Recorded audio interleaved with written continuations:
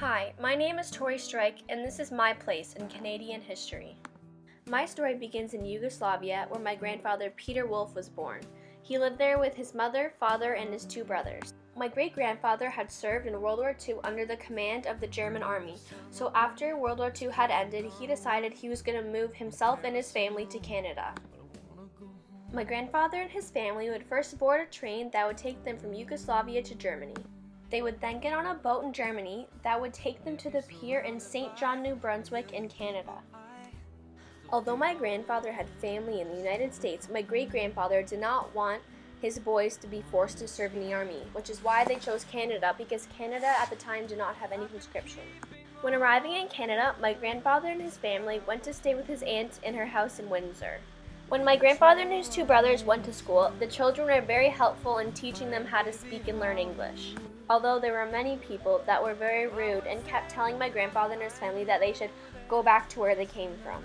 They had faced a lot of hostility but would eventually fit right into Canadian culture. 9 years later, in 1961, my grandfather moved to London where he met my grandmother Leslie Brown. Both my grandmother Leslie's parents had served in World War II. Her mother was a nurse and her father fought as a soldier. 5 years after my grandparents had met, they got married in August of 1966. 3 years later, they had my Aunt Deanna. A year after they had my aunt, my mom Andrea was born. Sadly, when my mom was 21, my grandparents got divorced. Eventually, both of my grandparents got remarried. My grandfather married a lady named Tanya, and they had a son named Alex. And my grandma remarried a man named Bob Lewin. Not too long after, my mom met my dad, Greg Strike. They got married in 1997. These are my dad's parents, Joan and Glenn Strike. My nanny's Uncle Donald also fought in World War II. He was among the soldiers that landed on the beaches of Normandy on D-Day. A year after my parents got married, I was born in 1998, and within the next year, my sister Kennedy was born.